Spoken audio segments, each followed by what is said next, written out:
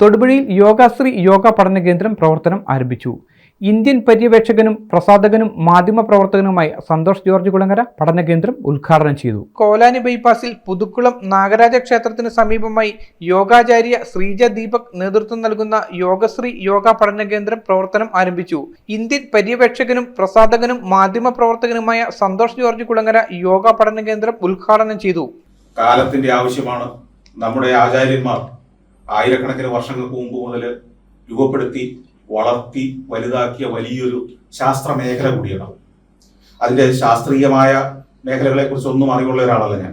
പക്ഷേ ലോകം ഇന്ന് യോഗയ്ക്ക് എത്ര പ്രാധാന്യം കൊടുക്കുന്നുണ്ടെന്ന് തിരിച്ചറിയുന്ന ഒരാളാണ് ഞാൻ.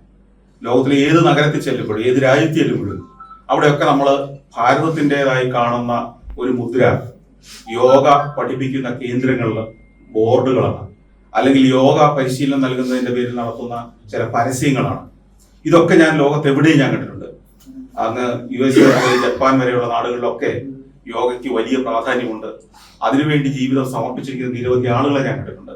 അപ്പോഴൊക്കെ ഞാൻ ചിന്തിച്ചിട്ടുള്ള ഒരു കാര്യം, ഇത്രയേറെ പ്രാധാന്യം നമ്മുടെ നാട്ടിൽ പ്രത്യേകിച്ച് കേരളത്തിൽ യോഗയ്ക്ക് ലഭിക്കുന്നില്ലല്ലോ എന്ന് ഞാൻ ചിന്തിച്ചിട്ടുണ്ട്.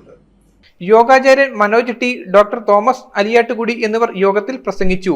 ആളുകൾക്ക് അനുയോജ്യമായ രീതിയിലുള്ള ഗ്രൂപ്പ്, പേഴ്സണൽ, ഫാമിലി ഓൺലൈൻ ക്ലാസുകൾ ഇവിടെ ലഭ്യമാണ്. News bureau, Thodupuzha. എല്ലായിടത്തും വൈഫൈ, എല്ലാത്തും ഇന്റർനെറ്റായേ, നാട് മുഴുവൻ ഡിജിറ്റൽ.